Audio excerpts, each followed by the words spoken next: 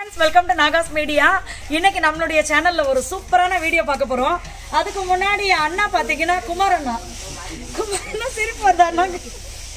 அண்ணா பேர் வந்து குமார். அண்ணா வந்து இந்த மாதிரி ஒர்க் எல்லாமே பாத்தீங்கன்னா சூப்பரா பண்ணி கொடுப்பாங்க. ஃபுல் ஹவுஸ் பில்ட் பண்ணி கொடுக்கிறது, முழு வீடுமே கட்டுறதே பாத்தீங்கன்னா அண்ணா பண்ணி கொடுப்பாங்க. எங்களுக்கு பாத்தீங்கன்னா இப்ப இங்க நம்மளுடைய ஒர்க் ஸ்டார்ட் பண்ணதுக்கு அப்புறமா தான் அண்ணாவை பத்தி நிறைய விஷயங்கள் தெரிய வந்தது. அதனால அடடா ஆரம்பத்துல அண்ணாவை மிஸ் பண்ணிட்டோமே அப்படின்னு சொல்லி ரொம்ப வருத்தமா இருந்துச்சு. அதனால நம்மளுக்கு வந்து பட்டுக்கோட்டையில நிறைய ஃப்ரெண்ட்ஸ் இருக்கீங்க. உங்களுக்கு வந்து வீட்டில் ஒர்க் பண்ணணும், வீடு கட்ட போறீங்க அப்படின்னா அந்த டீட்டெயில் வேணும் அப்படின்னா எனக்கு நீங்கள் கால் பண்ணீங்கன்னா கூட நான் அண்ணாவுடைய நம்பரும் கொடுத்துருவேன். அதே மாதிரி நம்மளுக்கு டைல்ஸ் ஓட்டுறவங்க வந்து வினோத் அண்ணா, இவங்க ரெண்டு பேரையும் ஏன் நான் சொல்றேன் அப்படின்னா எங்களுக்கு ரொம்ப க்ளோஸ். இவன் வந்து இப்போதான் எனக்கு இன்ட்ரடியூஸ் பண்ணி விட்டான் அண்ணாவையே. ஆனா அண்ணாவை பார்த்ததுக்கு அப்புறமா பாத்தீங்கன்னா நம்மளுக்கு இப்படி ஒரு அண்ணன் இல்லையே அப்படின்னு ஒரே ஃபீலிங் ஆகி போச்சு எனக்கு. குமார் மூஞ்ச காட்டு, காட்ட முடியாது,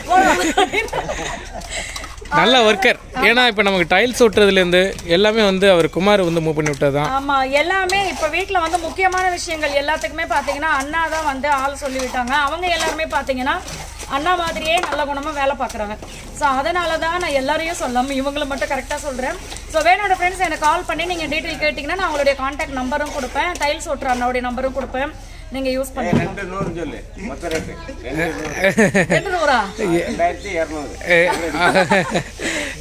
அதனால 2100 சதுர அடிக்கு எதை சொல்றாங்களா அண்ணா? என்னன்னு தெரியல எனக்கு. ஆமா, என்ன சதுர அடி 2000. ஓ ஓகே ஓகே, மொத்த ரேட் ஒரு வீடை ஃபுல்லுமே கம்ப்ளீட் பண்ணி கொடுக்கிறது. ஓகே ஓகே, நீங்க எதுவுமே பண்ண வேண்டாம். நீங்க சாவியை திறந்து கிரகப்பிரவேச அன்னைக்கு உள்ளேக்கு வந்தா போதும். அதுதானே அண்ணா, கிரகப்பிரவேச அன்னைக்கு வரைக்கும் எல்லா வேலையும் அவங்களே கம்ப்ளீட் பண்ணி கொடுத்துருவாங்க. அதுதான் சொல்றாங்க. இடத்த மட்டும் என்ன கேட்டக்கூடாது அண்ணன் கிட்ட. இடம் உங்க பொறுப்பு, கட்டி கொடுக்கறது அண்ணன் பொறுப்பு. ஸோ அதனால உங்களுக்கு வேணும் அப்படின்னா டீட்டெயில் எனக்கு நீங்க வாட்ஸ்அப் பண்ணாலும் சரி, கால் பண்ணாலும் சரி, நான் அண்ணாவுடைய நம்பர் உங்களுக்கு கொடுத்துட்றேன். இப்போ வந்து அந்த முக்கியமான வீடியோ உள்ள போயிடலாம். என்ன விஷயம் அப்படின்னு பார்த்தீங்கன்னா, நான் வந்து முந்தா நாள் ஒரு வீடியோ போட்டிருப்பேன். அதாவது லேண்டு வாங்குறதுக்கு முன்னாடி வந்து ஏதாவது பூஜை, லேண்ட் இல்லை, வீடு கட்டுறதுக்காக எதுவும் ஸ்பெஷலாக பூஜை பண்ணிங்களா, இந்த மாதிரி நிறைய ஃப்ரெண்ட்ஸ் கேட்ட டவுட் எல்லாமே சொல்லியிருப்பேன். அந்த வீடியோ பார்த்துட்டு பார்த்தீங்கன்னா ஒரு சில சிஸ்டர் ஒரே மாதிரி விஷயத்தையே என்கிட்ட சொல்லியிருந்தாங்க. என்னென்னா, இப்போ நீங்கள் இதை சேனலில் சொல்லுங்கள், நாங்கள் வந்து இதை எல்லாருக்கிட்டையும் தெரிகிற மாதிரி சொல்ல முடியாது, பட் நீங்கள் சேனலில் சொன்னீங்கன்னா நிறைய பேருக்கு இது ரொம்பவே யூஸ்ஃபுல்லாக இருக்கும் அப்படின்னு சொல்லி, வீடு கட்டுறதுக்குன்னே பூஜை இருக்குது, அதை பண்ணால் கண்டிப்பாக வந்து நம்மளுக்கு சொந்த வீடு அமையும் அப்படின்னு சொல்லியிருந்தாங்க. அதுக்கு முன்னாடி பார்த்தீங்கன்னா அது என்ன பூஜை அப்படின்றத நான் சொல்கிறேன். அதுக்கு முன்னாடி பார்த்தீங்கன்னா எனக்கு ஒரு சிஸ்டர் ஞாபகப்படுத்தி விட்டாங்க. நான் ஆமாம் இல்லை, இதை நம்ம சொல்லவே இல்லையே அப்படின்னு தோணுச்சு எனக்கு. என்னென்னா, நம்ம சென்னையிலே பார்த்தீங்கன்னா நம்ம இடம் வாங்கினதுக்கு அப்புறமா நான் சென்னையில் சரவணா ஸ்டோரில் ஒரு வேல் வாங்கியிருப்பேன், வெள்ளி வேல். அந்த வேலுக்கு நான் அபிஷேகம் பண்ணதெல்லாம் கூட காமிச்சிருப்பேன். அவங்களே நான் உங்கள் சேனலை ரொம்ப எப்போ பார்த்தாலும் உங்கள் சேனல் பார்க்குறதே தான் ஒரு வேலையாக வச்சுருக்கேன், அந்த விஷயத்த நீங்கள் சொல்லவே இல்லை அப்படின்னு சொல்லியிருந்தாங்க. ஐயோ மறந்து போயிட்டேன் சிஸ்டர் நிஜமாவே அப்படின்னு. என்னென்னா, வேல் நம்ம வந்து அங்கேருந்து இங்கே சென்னையிலேருந்து இங்கே இடம் வாங்குறதுக்கு வர்றதுக்கு முன்னாடி பார்த்திங்கன்னா நம்ம வாசலில் இப்படி வாசலில் நான் கோலம் போடுவேன்னா அந்த இடத்துல பார்த்திங்கன்னா இந்த கோவிட் டயத்தில் ஒரு இது மாதிரி ஒட்டி விட்டுட்டு போனாங்க வீட்டு வாசலில். அப்போ அதில் பார்த்திங்கன்னா ஸ்டிக்கர் எப்படி இருக்கணும், சுத்தபத்தமாக இருக்கிறதுன்னு நினைக்கிறேன், அந்த மாதிரி ஒரு ஸ்டிக்கர் ஒட்டினாங்க. அந்த ஸ்டிக்கரில் பார்த்திங்கன்னா ஒரு வேல் இருந்துச்சு.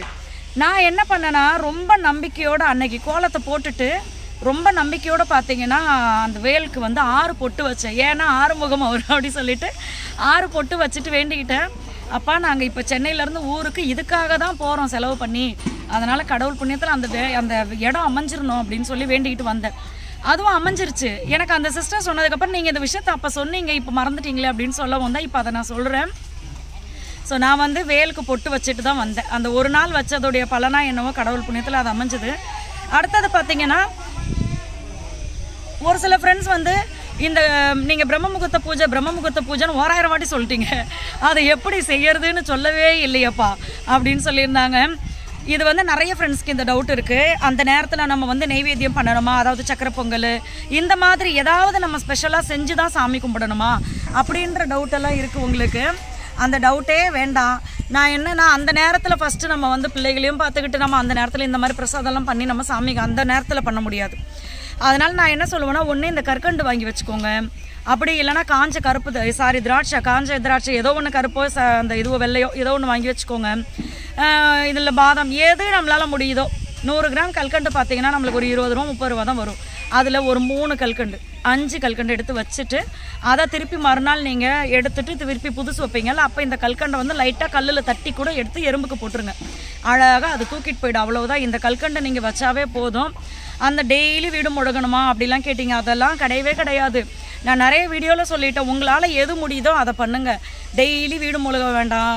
இன்னொன்று, நீங்கள் அந்த வீட்டை எந்திரிச்சு பாருங்கள், வீடே க்ளீனாக தான் இருக்குன்னா வீட்டை பெருக்கவே வேண்டாம். பார்க்குறதுக்கு க்ளீனாக தான் இருக்குது, குப்பையே இல்லைன்னா அதை ஏன் சும்மா இருக்கிற வீட்டை போட்டு தடவிக்கிட்டு, அதனால் பெருக்க வேண்டாம். நீங்கள் பாட்டுக்க சாமிக்கு வேண்டிய விஷயங்களை பண்ணுங்கள். டெய்லி பூ வைக்கணுமா அப்படின்னு கேட்டிருந்தீங்க. பூ கிடைச்சா வைங்க, இல்லையாட்டி வாரம் 2 நாளோ 1 நாளோ வைங்க. அது கூட வாங்க முடியலை இப்போதைக்கு அப்படின்னா அதை வாங்குறதுக்கான சூழ்நிலையே கடவுள் அமைச்சு கொடுப்பாரு. நீங்கள் வந்து உங்கள் மனசை வந்து என்னோடய பூவான மனசையே உங்ககிட்ட ஒப்படைச்சிட்டுப்பா அப்படின்னு சொல்லி சாமியை கும்பிட்டுட்டு விடுங்க. எல்லாத்தையும் போட்டு குழப்பிக்காதீங்க. அது செஞ்சால் தான் கடவுள் கொடுப்பாரா, இது செஞ்சால் தான் கடவுள் கொடுப்பாரா அப்படிலாம் கிடையாது. நம்ம யாருக்கும் எந்த கெடுதல் செய்யாமல் இருந்தால் போதும், கடவுள் கொடுப்பாரு. அடுத்த கொஸ்டின் வந்து கோமாதா பூஜை. கோமாதா பூஜைக்கு வந்து இத்தனை அபிஷேகம் அப்படின்றது கணக்கு இருக்கா, இத்தனை வாரம் அப்படின்றது கணக்கு இருக்கா அப்படின்னு சொல்லி கேட்டிருந்தீங்க. இந்த கோமாதா பூஜை வந்து இத்தனை வாரம் அப்படின்றதெல்லாம் நான் கணக்கு வச்சு பண்ணலை. நான் வெள்ளிக்கிழமை பண்ணிக்கிட்டே தான் இருந்தேன். இத்தனை வாரத்தில் இதை முடிச்சிடணும் அப்படின்னு நான் பண்ணலை. அந்த மாதிரி ஒரு இது இருந்துச்சுன்னா நம்மளுக்கு என்ன தோணுன்னா, அப்போ 1 வாரம் முடிச்சிட்டோம், அடுத்து 2வது வாரம் முடிச்சிட்டோம், இன்னும் 9 வாரம் தான், 8 முடிச்சிட்டோம், இன்னும் 2 வாட்டி தான் அப்படின்ற மாதிரி கணக்கு இருக்கும். நீங்கள் வந்து லைஃப் லாங் ஏதோ ஒரு விஷயத்தை நம்ம பிடிச்சிக்கிட்டு அப்படியே ஃபாலோ பண்ணி கொண்டு போங்க. நான் இந்த கோமாதா பூஜை வந்து வாரம் பண்ணேன். இத்தனை வாரம்னு கணக்கெல்லாம் இல்லை. பால் அபிஷேகம் மட்டும்தான் பண்ணேன், அவ்வளோதான். வேறு எதுவுமே நான் பண்ண மாட்டேன். சாமியை சுற்றி எந்த அளவுக்கு என்னால் வந்து விளக்கு ஏற்றி பூ வச்சு அலங்காரம் பண்ண முடியுமோ அந்த அளவுக்கு பண்ணி சாமியை கும்பிட்டேன். அடுத்தது பார்த்திங்கன்னா இவங்க அதாவது குலதெய்வம் பூஜை வந்து அந்த 11 வாரம் மட்டும்தான் பண்ணணுமா அப்படின்னு கேட்டிருந்தீங்க. அப்படிலாம் கிடையாது. வாரம் நான் பண்ணுறேன் அப்படின்னு உங்களுக்கு விருப்பம் இருக்குது, சூழ்நிலை ஒத்து வருதுன்னா தாராளமாக பண்ணலாம். தலை குளிச்சுட்டா என்ன பண்ணுறது பீரியட் சமயத்தில் அப்படின்னு சொல்லி கேட்டிருந்தீங்க. பீரியட் சமயத்தில் நீங்கள் ஸ்கிப் பண்ணிவிடுங்க. இல்லை உங்கள் ஹஸ்பண்ட் எந்திரிச்சு பண்ணுவார், அந்த சாமி வேலையை பண்ணுவார் அப்படின்னா தாராளமாக அவரை பண்ண சொல்லுங்கள். ஒன்றுமே பிரச்சனையே கிடையாது. யாராவது ஒருத்தர் பண்ணுங்கள், 11 வாரம் கம்ப்ளீட் பண்ணுங்கள்.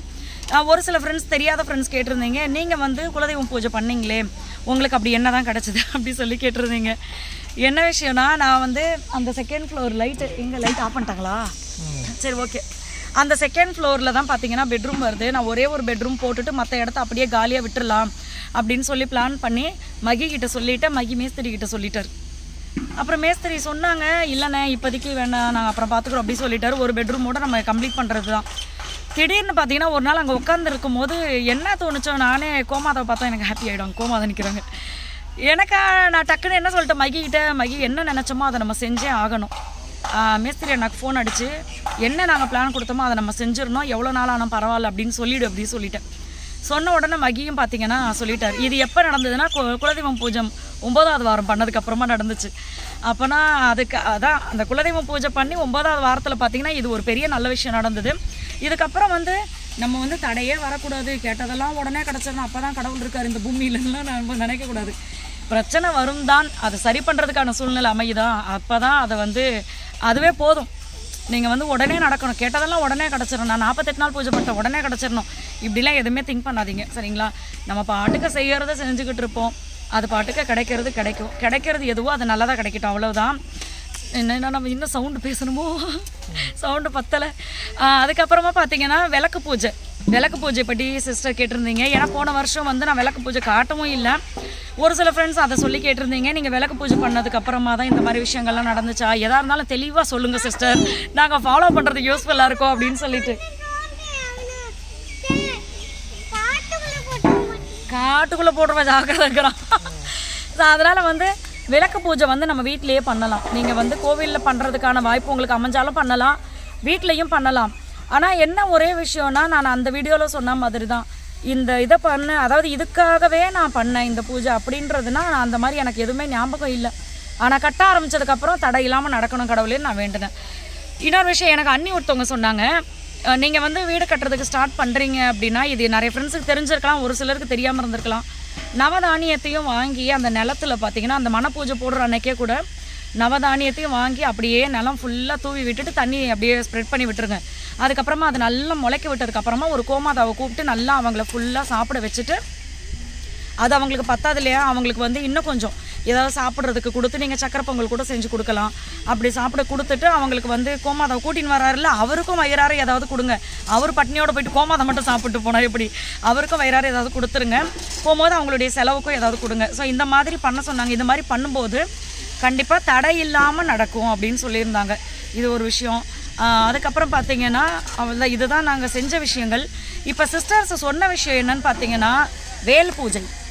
வேல் பூஜை அதாவது முருகரை வேண்டிக்கிட்டு வேல் பூஜை நம்ம பண்ணோம் அப்படின்னா கண்டிப்பாக நம்மளுக்கு வந்து வீடு கட்டுறதுக்கான வாய்ப்பு அமையும் அப்படின்னு சொன்னாங்க. அதே மாதிரி பார்த்தீங்கன்னா அண்டர்பதி குடியேறுன்னு சொல்லிட்டு ஒரு ஸ்லோகன் இருக்கும். அந்த இதுவும் பார்த்தீங்கன்னா அது மகியும் நானும் படிச்சிருக்கோம். ஆனால் பார்த்தீங்கன்னா மனசுக்குள்ளே வந்து ஃபுல்லாக பதியலை, பார்த்து படிப்போம். அந்த மாதிரி அதை வந்து நீங்கள் படிச்சிங்க அப்படின்னா அதை நீங்கள் இதில் போட்டாவே தெரியும். கூகுளில் போய் அண்டர்பதின்னு போட்டாவே வந்துடும். அண்டர்பதி குடியேற மண்டசுரர் உருமாற அண்டர்மன மகிழ்வீர வரலாலே ஆமாம் அந்தரியோடு சங்கரன மகிழ்வூர் ஐங்கரன முமையால மகிழ்வாங்க. அதான் இந்த மாதிரி ஒரு மெண்டிச இருள பேரு மஞ்சனர் மைனாரும் எதிர்க்கான. ஓகே, சூப்பரா மகி விட்டா எல்லாமே சொல்றாரு. ஸோ இது மாதிரி விஷயங்கள் வந்து நீங்கள் எடுத்து படிங்க. அதிகமாக நான் படிச்சிருக்கேன், மனப்பாடமே ஆயிடுச்சு. என் மனசில் நிறைய விஷயங்கள். கந்தசஷ்டி கவசம் படிப்பேன், இல்லை கந்தசஷ்டி கவசம் கல்யாணத்துக்கு முன்னாடி இருந்தே படிப்பேன். ஸோ இந்த மாதிரி விஷயங்கள்லாம் நீங்கள் பண்ணுங்கள். அப்புறம் வந்து வேல்மாறல் பூஜை அப்படின்னு சொன்னாங்க. வேல்மாறல் பூஜை சொன்னாங்க. வேல் அபிஷேகம் இந்த வேலுக்கு வச்சு பண்ணுறது தான். ஆனால் என்னென்னா அந்த வேல்மாறல் அப்படின்ற விஷயத்தை வந்து படிக்கணும் அப்படின்னு சொன்னாங்க. நான் ஒரு வாட்டி கூட படித்தது கிடையாது. ஆனால் இப்படி சொன்னதுக்கு அப்புறமா நான் அந்த விஷயத்தை பார்த்தேன்.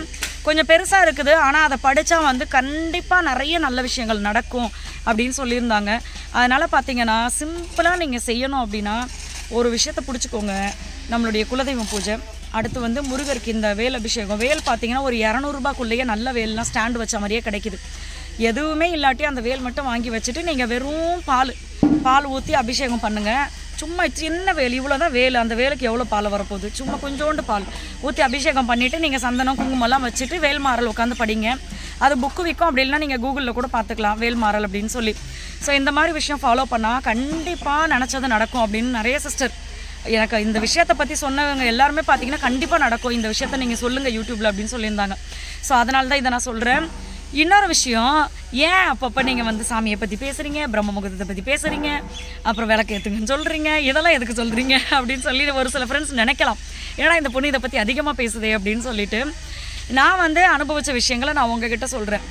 ஏன்னா வந்து ஆரம்பத்தில் நான் இன்றைக்கி கூட எனக்கு மனசில் அது அப்படியே நினப்பு இருக்குது. இந்த ஊர்லேருந்து போகும்போது 9 கட்டப்பை தான். அந்த கட்டப்பையில் வந்து எங்கள் மாமியார் வாங்கி கொடுத்த இண்டக்ஷன் அடுப்பு, அடுத்து பார்த்திங்கன்னா ஒரு அம்மா கிரைண்டரு, அடுத்து 4-5 சட்டி, அது கூட எங்கள் துணி, இதை மட்டும் தான் எடுத்துக்கிட்டு நம்ம போனது. ஆனால் இன்றைக்கி பார்த்திங்கன்னா கடவுள் இந்த அளவுக்கு வளர்த்து விட்டுருக்காரு அப்படின்னா உண்மையாகவே நான் வச்சுருந்த நம்பிக்கை தான். அதனால தான் இதை நான் சொல்கிறேன். ஏன்னா நம்ம வந்து கவலை கஷ்டம் கவலைன்னு சொல்லிக்கிட்டு உட்காந்தே இருக்கிறதுக்கு ஏதாவது ஒன்று முயற்சி பண்ணுவோமே. முன்னேறதுக்கும் முயற்சி பண்ணணும்.